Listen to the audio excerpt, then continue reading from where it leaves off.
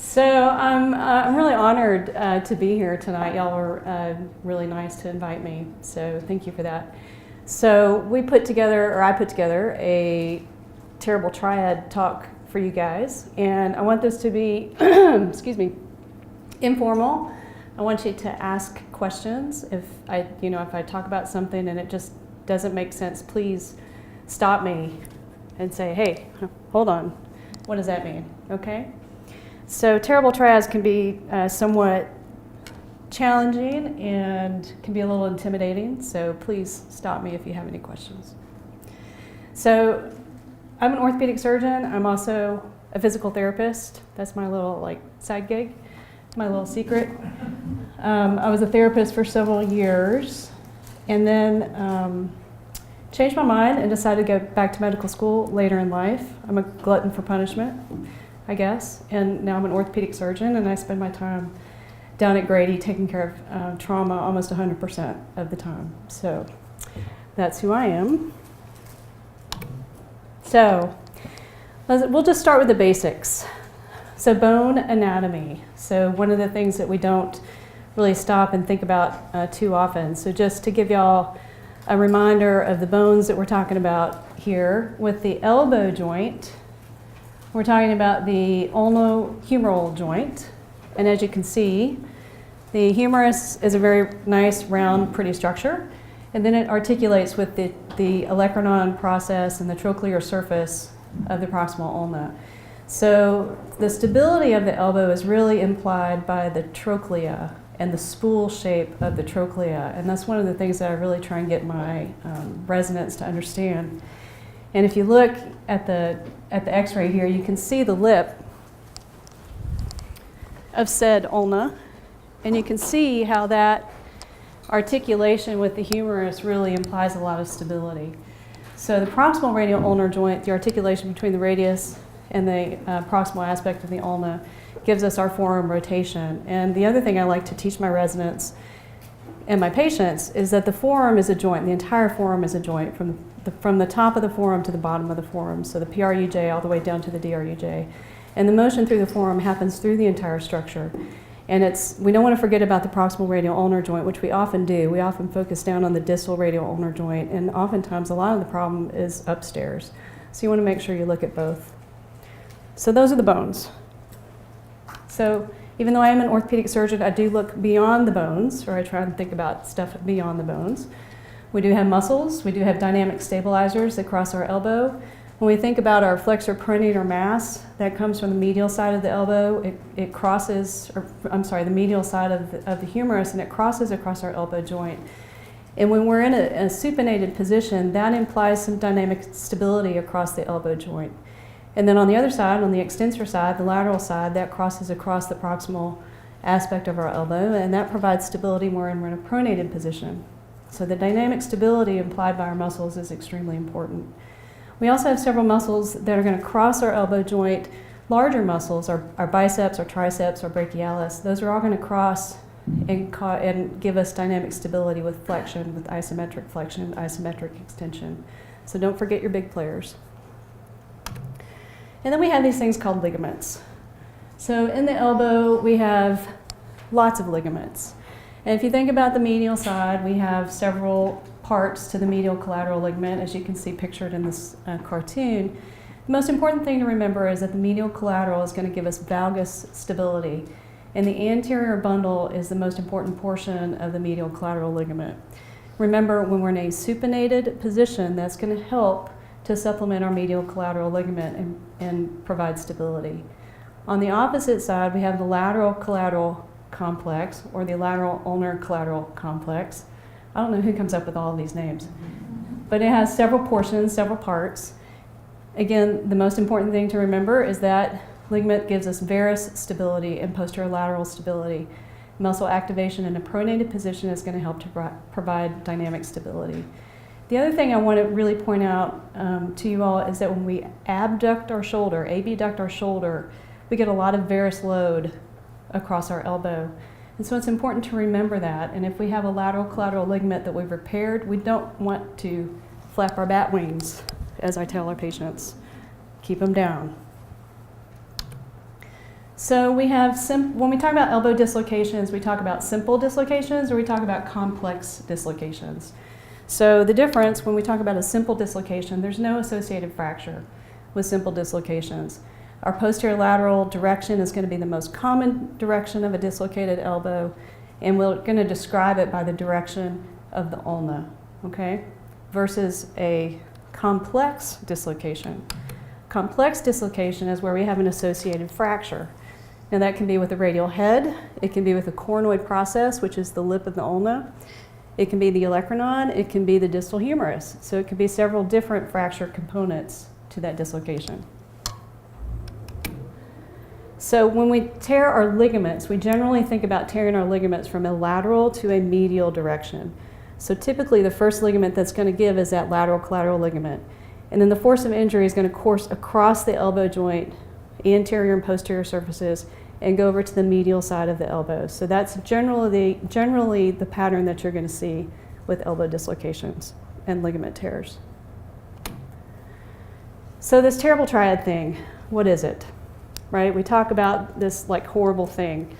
And you know, the word terrible implies a lot of things. It bestows this sense of dread, or you know, it lays a bunch of crepe for the patient when you're talking to the patient about it. It makes patients nervous, it makes providers nervous, right? And then we talk about a triad, or triad, excuse me, typo. A triad is 3 coexisting injuries, and so those are typically complicated injuries. It's the radial head, it's the coronoid, the lip of the coronoid, and it's a ligamentous injury. And generally it's the lateral collateral and often the medial collateral ligament. Okay, so 3 things: radial head, coronoid, ligament. So this is a great example of kind of your typical terrible triad injury, what you're going to see. At the top you see the humerus, where the humerus comes forward anteriorly on the coronoid lip, cracks the coronoid lip, and then the force goes into the radial head and oftentimes will destroy the radial head. So that's typically what it looks like in cartoon form. So what's so terrible about the terrible triad? So what I tell my patients, what I tell my residents, and when I talk to the therapist, the elbow does not take a joke. It's like the PIP joint of the hand. And I try and explain it this way to my patients. The PIP joint does not take a joke. If you bend it, if you stretch it, if you strain it, if you dislocate it, it's going to take 6 months for that to get better. So that's the elbow on steroids, right? So the elbow is even worse. It's just a bad player, and you just don't want to hurt it. So from a surgeon's perspective, it's terrible because it's very unstable. We have loss of joint congruity, we have loss of ligamentous structures. Our fracture fragments are usually very small, they're often very hard to see, and they're often very difficult to repair. The patients routinely don't do, quote, well, right? And what does that mean? That means that they're often unaware of how bad the injury really is, and they really don't quite understand it, even though you spend hours trying to explain it to them. You often have residual instability, or more often, you have residual stiffness with these. So what happens next?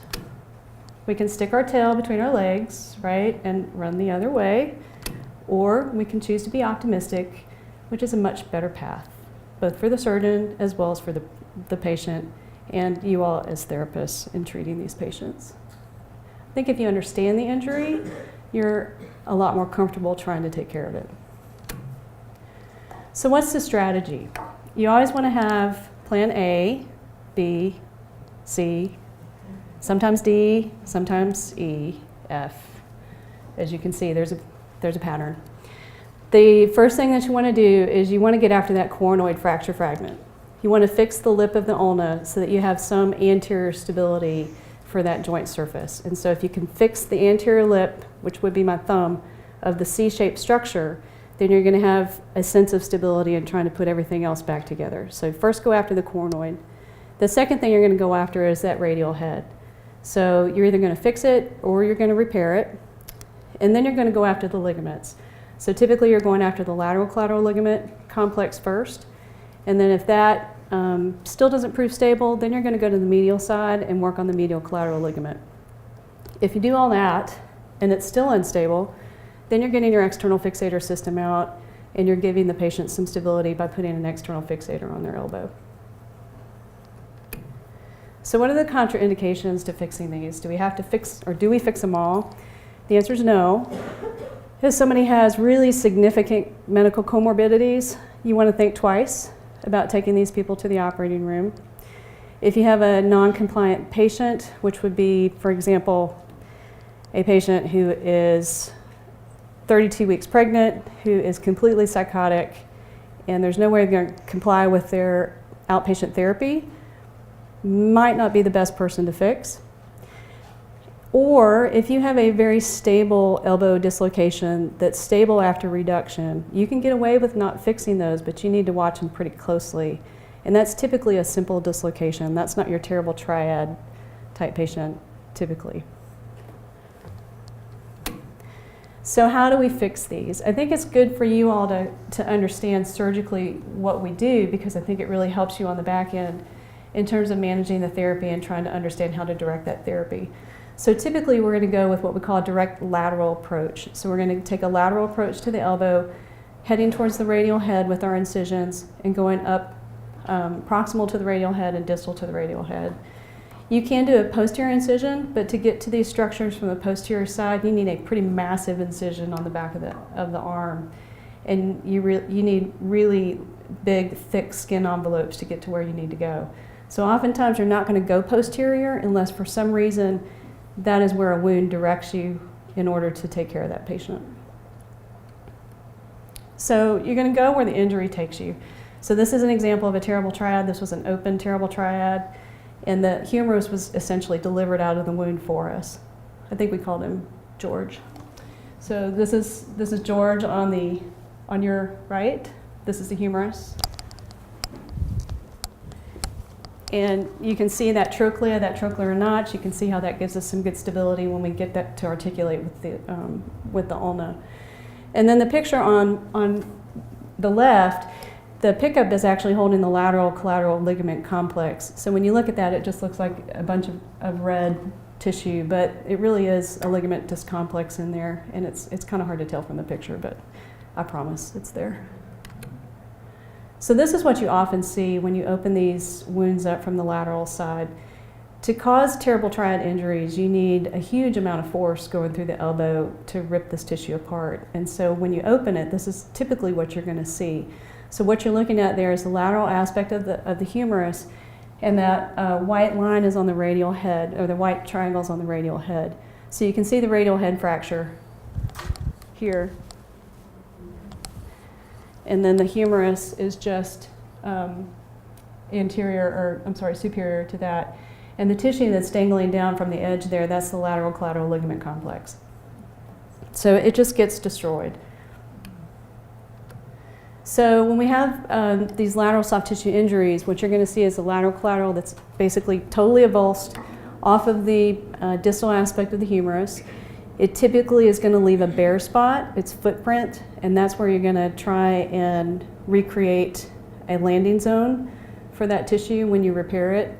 You're going to work through the disruption that's been given to you by the injury. So typically what happens is the extensor muscle mass will actually pull off of the distal humerus along with the lateral ligament complex. And so it just leaves this huge gaping hole, and you're going to work through that hole to get to where you need to go. So you're going to tag all these structures, and you're going to come back to them on your way out the door as you're closing everything and repairing everything. So then what about the radial head? So you're trying to get to the inside, the deep aspect of the elbow joint. So the coronoid is going to be sitting as you're at the table looking at your elbow. You're going to see your radial head, and then your coronoid is going to be hid essentially behind your radial head. So oftentimes the radial head in these injuries is coming out. Typically the radial head has been crushed or fairly comminuted, and in that situation the radial head needs to be replaced. It's not very frequent that the radial head actually gets fixed with these, but it can happen if you have a relatively simple radial head injury. But let's just say, for ease of conversation, the radial head is crushed. You take the radial head out, and then that gives you easy access to your coronoid, and you can see it when you take that radial head out of the wound. So the coronoid is what you're going to go after first in terms of fixation. So oftentimes you're going to have what we call a lip fracture. So you're going to have a small piece of that coronoid lip that's going to be broken off by the elbow dislocation. And so you're not necessarily going after that piece of bone to fix the piece of bone. What you're really going after is the brachialis insertion and the anterior capsule of the elbow joint. And so you're trying to grab that tissue, you're trying to pull it back down, and you're trying to get it to sit down onto the lip of the coronoid, which is its natural footprint. So the way that we do that is with what we call suture lasso. So you can take a piece of stitch, as you see in this photo, and you put the stitch through essentially the anterior capsule or insertion of the brachialis, and you're going to pull that down, and you can run that stitch through holes that you create in the posterior aspect of the ulna with a drill. And so you're taking it through transosseous holes along the back portion, the posterior portion of the ulna, and you're going to tie it down. It's really quite elegant and very simple, but it works really very well. So that's if you have a relatively small coronoid fracture. If you have a bigger coronoid fracture, then you're going to try and fix that either with a plate, screws, or a combination of both. If you have a lot of pieces to that coronoid, it's relatively impossible to fix with screws, and so what you're going to use is what's called a buttress plate, which is the green plate that you see here in the photo. What that buttress plate does is it essentially sits up right up against the lip of the coronoid, and it essentially buttresses the lip or what's left of that comminuted bone, and it pushes it back into place and holds it into place. That's literally all it does. But it gives you enough stability so that you can hold those pieces relatively in the right place and then go and repair everything else. Does that make sense? Okay. So then the radial head. So we fixed the coronoid. Now we're coming back out to the radial head. So we're either going to fix it with headless screws that we're basically going to bury down into the bone so that those won't see the ulna in the sigmoid notch when you rotate your forearm, or you're going to replace the radial head. So the radial head cannot be left out. So oftentimes with other injuries, you'll see the radial head has been taken out and not replaced. And that's a very reasonable solution for certain injuries. In a terrible triad, that is contraindicated. The radial head is a really important stabilizer for valgus elbow stability, and so you really need it. And then you need it to help tension your lateral collateral ligament as well. So contraindication to take your radial head out. So oftentimes it's going to get replaced. So where are we now? So now we've fixed our coronoid, we've fixed or replaced our radial head, so now we're going to fix our lateral collateral ligament. So often you can do that either with a suture anchor, which is a big metal anchor that you can put directly into the distal humerus in the center of rotation. You're going to pull your lateral collateral complex down and fix that, and oftentimes you can use, those anchors come with two separate sutures. You can use one suture to fix your lateral collateral ligament and the second suture to fix your extensor muscle mass to that spot. You can also fix this through transosseous tunnels. It's 6-in-1, they both work essentially the same way. So then you've got your lateral collateral repaired, you've got your radial head repaired, you've got your coronoid repaired. Then you need to think about your medial collateral ligament. If your elbow is relatively stable at this point, you can probably let your medial collateral ligament fly. If you're not stable, then you need to go after your medial collateral ligament and make a second incision on the medial aspect of the elbow, assuming that you haven't already done that to get to your coronoid. So the medial collateral is going to be repaired essentially the same way that the lateral collateral ligament is going to be repaired. So if your medial collateral ligament is intact, then you want to tension your lateral collateral with your arm in a pronated position to protect your lateral collateral repair. If your medial collateral ligament is injured, you're going to supinate your forearm to help support your medial collateral ligament while you tension down your lateral collateral ligament. Okay? So then you look at stability. You're going to look at stability under fluoroscopy. You're going to flex, you're going to extend, you're going to supinate, look at it supinated, look at it pronated with flexion and extension, and you're going to decide whether or not that elbow is stable or not stable. So generally speaking, we want the elbow to be stable in about 30 degrees from full extension to full flexion. So again, if it's unstable, you need to look again at your medial collateral ligament and think about whether or not it needs to be repaired. So this is an example of a, by definition, simple elbow dislocation, but in fact was anything but simple. Everything was torn except for pretty much the biceps and the triceps and the brachial artery and median and ulnar nerve. But it was grossly unstable. So you can see the radiograph here show an anchor on the lateral side to repair the lateral collateral ligament. You can see that there's still some radial humeral instability there. You can see the gap there with stress. Can y'all see that? Right up here. I'm sorry, I don't have a pointer. And then if you look at the second image is stressing the medial collateral ligament, and you can see that the ulnar humeral joint there opens way up. So then he gets a medial collateral ligament repair, and with flexion he looks pretty good. However, there's a however with that. We'll come back to that in a second.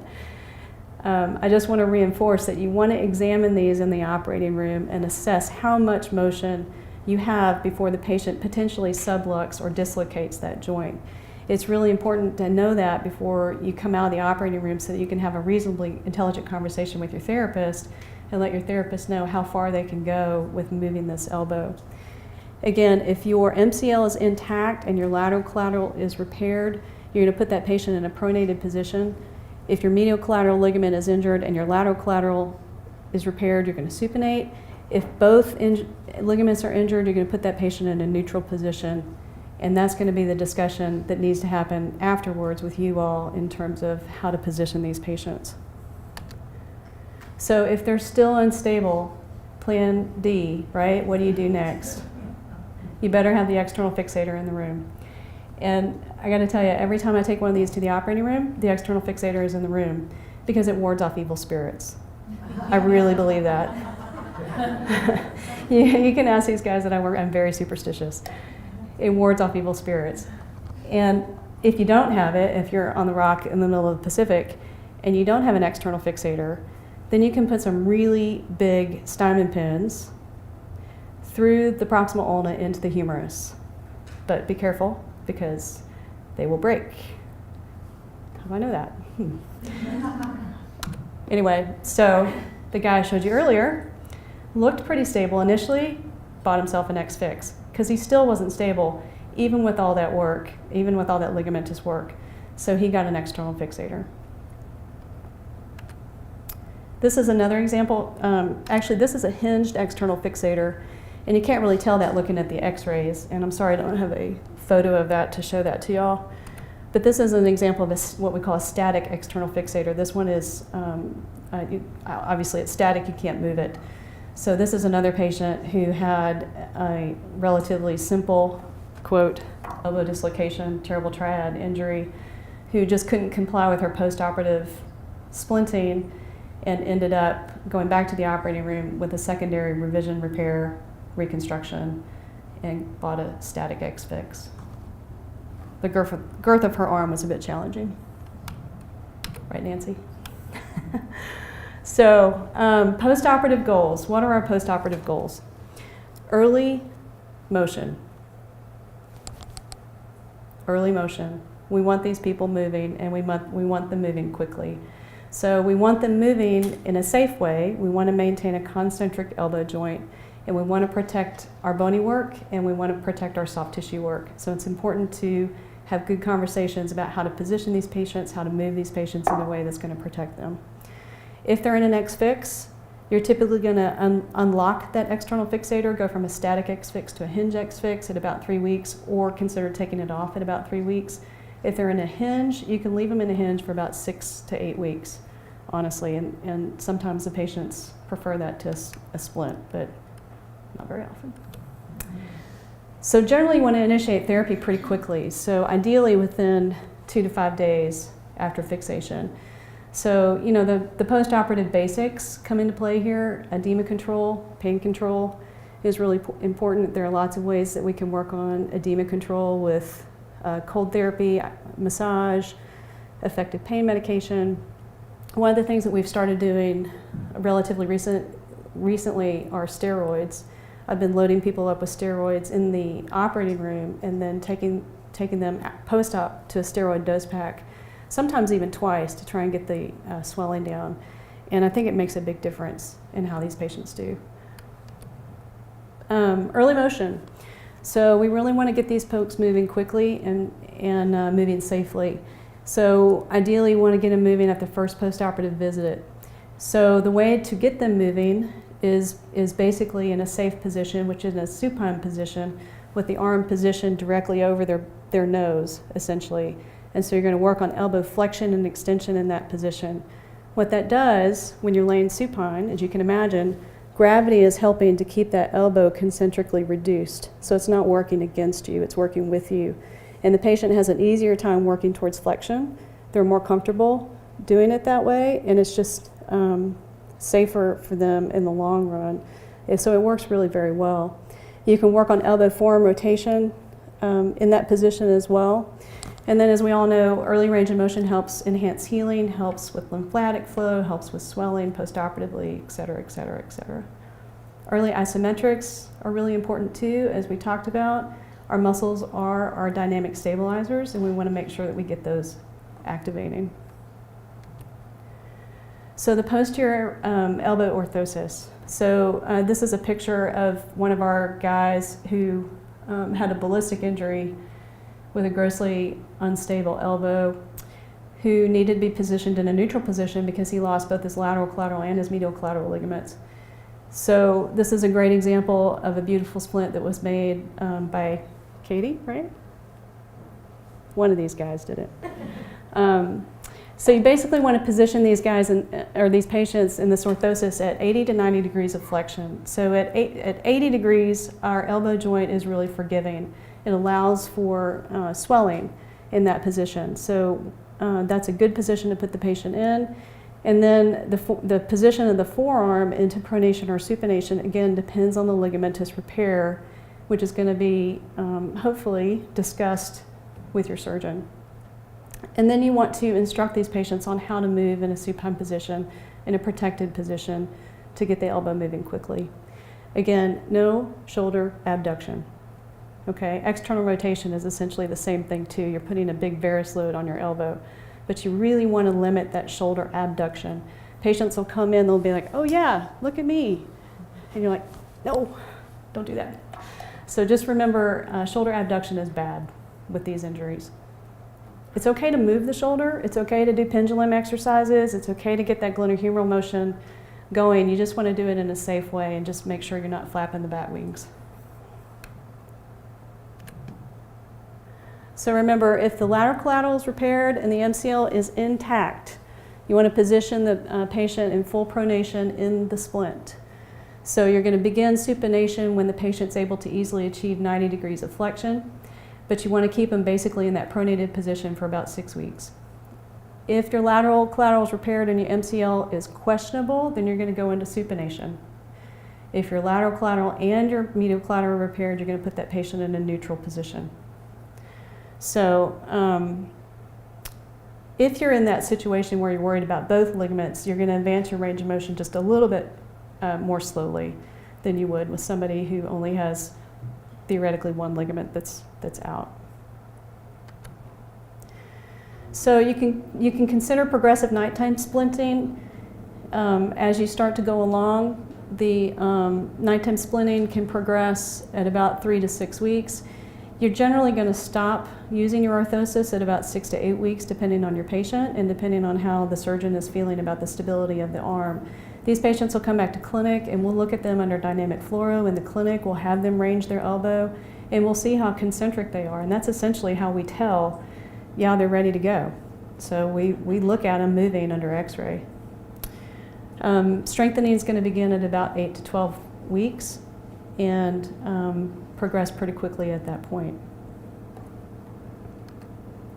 So the outcomes with this overhead, what we call our overhead protocol, this protocol was developed by some therapists up in Canada. It was written up, and we've taken that protocol and kind of run with it down at the Grady, and it's been working really well for us. I don't have our outcomes. We need to continue to sort through our patients to write up what we're doing down at Grady, but in Canada, they're showing really good outcomes with this protocol. It works really very well in terms of getting these patients back to motion with stable elbows.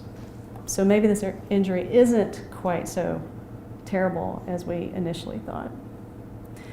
It is important to remember that prolonged immobilization leads to bad outcomes. So I think if we just continue to think early motion, early motion, early motion, our patients are going to do better. So these injuries are not without complications. Here's the long list of complications that can happen with these injuries. Instability is a big one. Stiffness, I think, is a bigger one. Heterotopic ossification, it happens frequently. We see it a lot, unfortunately. Hardware failure doesn't happen very often, but it could. Your ligament repairs can break, your suture anchors can pull out, your plates can fail, your X-fix could fail, you can get infection, ulnar neuropathy, all these things can happen. This is an example of heterotopic ossification. This is the gentleman who is in the external fixator that I showed you earlier. He also had a head injury. So shockingly, he got heterotopic ossification. I was really very worried about his elbow. It was very unstable. And so this is what he has now. And so he is going to the operating room in a couple weeks to lop all that out of there and try and get him moving better. And this is the bailout. When things really fail, the total elbow is probably your next bet to get the patient moving their arm, but obviously not lifting anything, but just get a range of motion back. So the keys to success with this, lots of hope, lots of optimism. You need to be a cheerleader for your patient. You want your patient to know that they can get better. This is not the dreadful, horrible thing that a lot of people kind of paint it to be. The patients can get better from this, and they can do well, and you really need to be their cheerleader. And then, from my perspective, therapists make all the difference. What I do is the easy part. What y'all do is the hard part. And I tell my patients that every day. It's a team approach, and it's up to the patient to really want it and really want to get better. And that's all I have. But I'm happy to answer any questions. And a lot of the therapists that I work with at Grady are here too, and can probably answer questions about the protocol or the orthoses that we use and make to take care of these patients.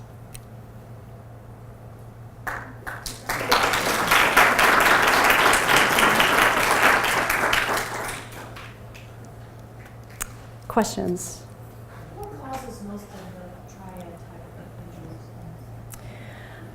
In my experience, motor vehicle accidents, motorcycle accidents. What we see down at Grady is typically high velocity falls from 20 feet onto the elbow.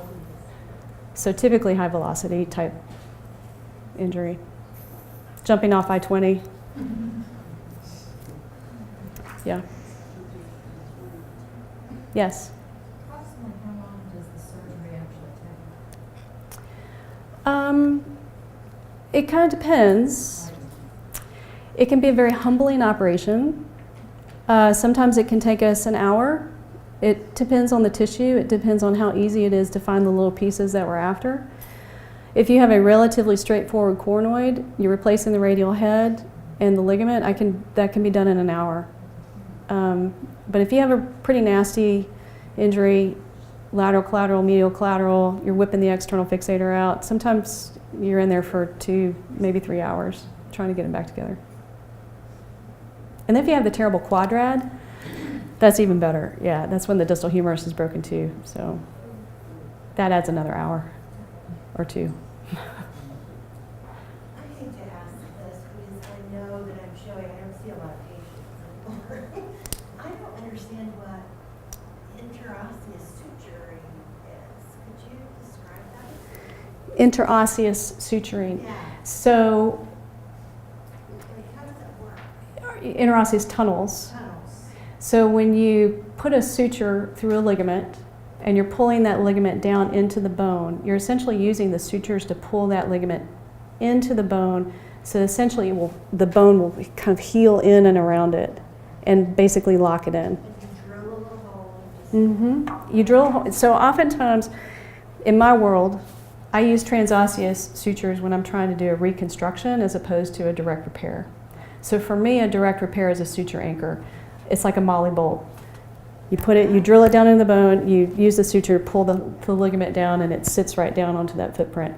If you're doing a reconstruction, what you're using is an allograft or an autograft tendon, and you're basically reconstructing, and you're taking that tendon and you're literally figure-8ing it through the bone, weaving it back out the bone, back through bone tunnels. So if you think about a figure 8 with the top and bottom of the 8 being the bone tunnels, that's when bone tunnels are really effective. And the ligament essentially, the bone heals around those holes that you've created and socks it in.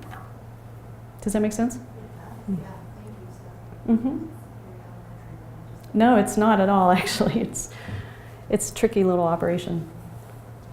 You know, when you do transosseous tunnels, you got to get them in the right spot. And if the transosseous tunnels are too anterior or too posterior, then you're not going to get the stability that you need with the reconstruction. So it's not as easy as it sounds. And in terms of the stability that it provides, Mm-hmm. how does it compare to the anchors? Well, it's just a different technique. I don't know that a transosseous technique versus an anchor technique is that much different in terms of stability. But if you can repair your primary tissue, I always think that's better than coming in and trying to recreate tissue out of a different substance. Yes. If you're not able to replace or fix the radial head for whatever reason, the sacrament being unstable, what other expectations are you changing? Is it forearm motion that's going to be mostly lost, or is it? If you can't fix the radial head Or or replace it. In the setting of a terrible triad? I guess Or just in the that's- setting of a radial head injury? I don't know. Okay, so let's take the setting of just a radial head injury. Because in a terrible triad, you got to find a way to replace that bad boy. And that means you need a long stem radial head. You got to replace it. You can't leave the operating room with that without doing something. Because it's way too unstable. You really need that buttress, and you need that space filler. The radial head is a space filler, right? So when you think about, let me pull the radial head picture back up here. There it is. Oop, there it went. So when you think about what that radial head is doing for you, it's really filling up that space. You don't really have much weight bearing between the humerus and the radius, right? So it's just filling a void, but it's a really important space filler because it helps tension that lateral collateral, and it's a secondary stabilizer for your valgus stability, right? In the setting of, let's just say it's a radial head, and it's not repairable, and you're on a rock in the middle of the Pacific and you don't have a radial head replacement, you just leave it out. You leave it out. And the patients actually do pretty well. And you can still pronate and supinate pretty well, and you really don't cause that patient any difficulty unless the patient has what we call an Essex-Lopresti injury, which is where the interosseous membrane between the radius and the ulna is completely ripped all the way down to the level of the distal radius, which is rare. So oftentimes, if you're in that situation, you're just going to leave it out. Does that answer your question? Mm-hmm.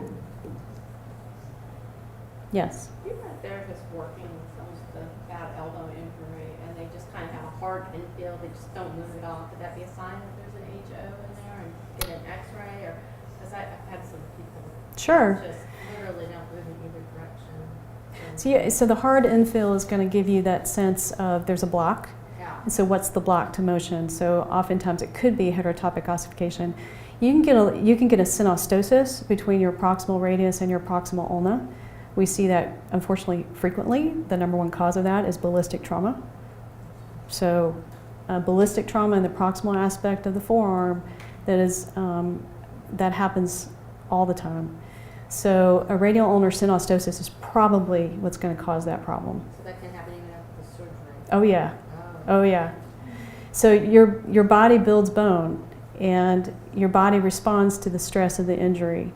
And your body's response is to stabilize things. And the elbow, that's why the elbow gets so stinking stiff. One, it's swollen, it's really swollen, and patients are afraid to move it, and your ligaments get calcified, and then the bones start to, you start to develop more bone, and then you get this crazy heterotopic picture that affects your PRUJ and affects your ulnar humeral joint. Synostosis. Synostosis. Mm-hmm. And it's really not fun to take it out. That's tiger country. Up there, yeah, tiger country. AIN, PIN, median nerve, brachial artery. You want to do that after a cup of coffee? Yes. I've got a terrible triad right now, not personally, not patient. I was going to say, you're moving so well. I think it's the lasso, Technique? Uh-huh. technique. So she has a suture bump right here, Uh-huh. which is horrible for setting her arm down. What's the time frame for removing that? Probably 6 months. 6 months. Yeah, I would wait at least 6 months before I would go and take that out. It's about 4.5 now, and that's what we had talked about 6 months. Her doctor said 9. That's, Let's yeah. start into next year, deductible, et cetera, et cetera. We were trying to think if there was a way to. She's stable? She's very.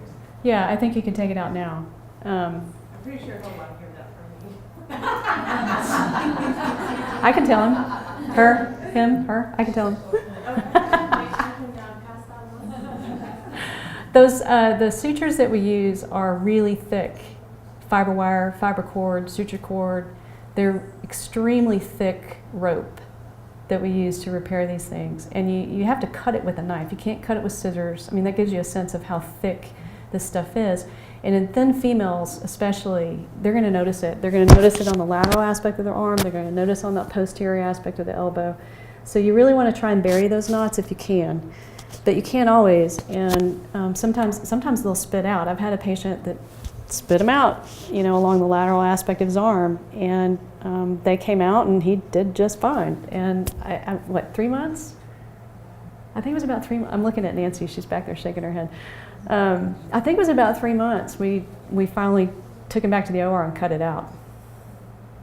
His body's where it started rejecting it. Mm-hmm. And that happens on the dorsal aspect of the finger too after extensor tendon repairs with SuperMed. Those spit too, but that's another topic, another day. What else? Any burning questions? Anything you ever really wanted to know? What do we talk about in the operating room? What music do you listen to? Yeah. Kenny Chesney. The new stuff, the old stuff? Both. A lot of Zach Brown Band, yeah. Sometimes some Elvis. Sometimes a little Kanye, it just depends on the day. Depends on how things are going. What else? That's it? Come on. Yes. As a PT, what did you practice? Were you orthopedic PT? Did you do hand and upper extremity stuff? My first 3 months, I was bagging and dragging people out of the ICU. And then I went into sports medicine, and I actually did a lot of ACLs, and I did a lot of foot stuff, running stuff, orthotics, all that kind of stuff. It was really fun. I really liked it. I was in Raleigh, North Carolina, yeah. So I should have done sports, right?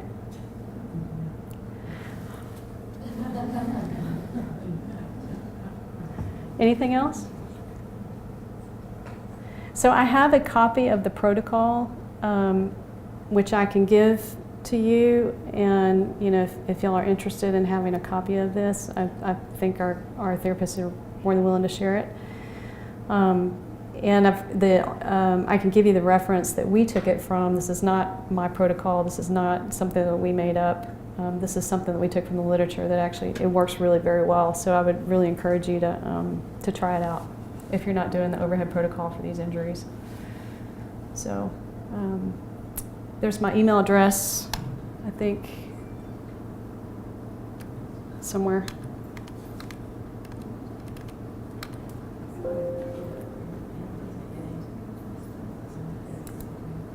I think my email address was on the very last slide, which y'all are welcome to, if you have a question and you think I can help. There you are. Very simple. Diane.Payne@emory.edu. Thank you very much for having me.